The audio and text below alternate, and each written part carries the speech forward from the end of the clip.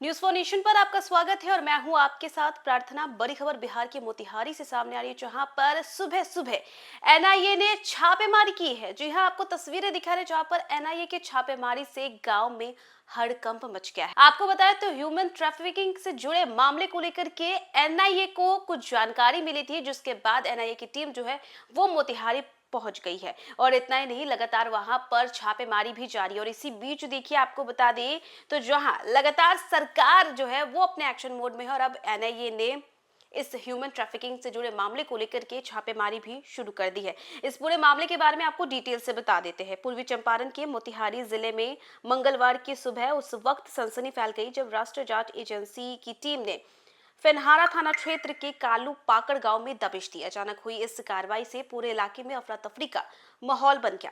गांव के लोगों की भीड़ मौके पर ही जुट गई। फिलहाल एनआईए की टीम गांव में डेरा डाले हुए है। संदिग्ध गतिविधियों से जुड़े हर पहलू की गहन तफ्तीश की जा रही है। जानकारी के मुताबिक एनआईए की टीम फेनहारा थाना क्षेत्र के कालू पाकड़ गांव निवासी कलामुद्दीन के घर पर छापेमारी कर रही है। कार्रवाई के दौरान स्थानीय पुलिस और सुरक्षा बल भी वहां पर मौजूद है।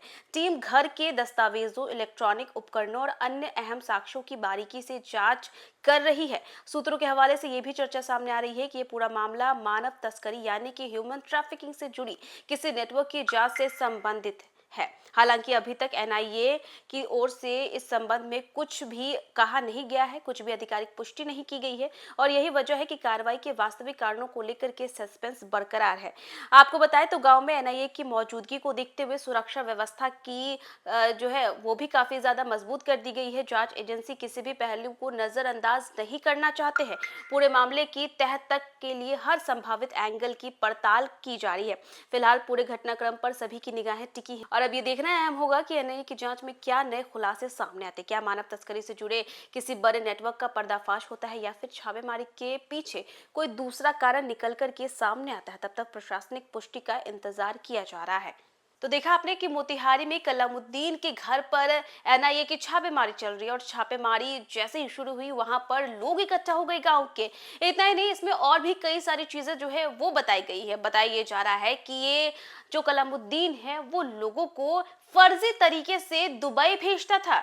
जी हाँ, फर्जी तरीके से उनका टिकट बनवाता था और जैसे तैसे सब कुछ अरेंज करके उन्हें बाहर भेजता था।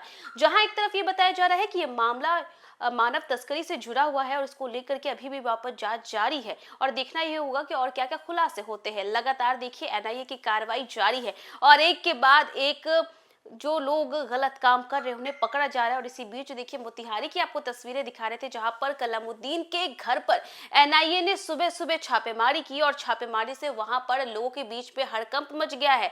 लोगों की भीड़ जुटी है कि आखिर सुबह सुबह एनआईए की टीम गांव में कर क्या रही है।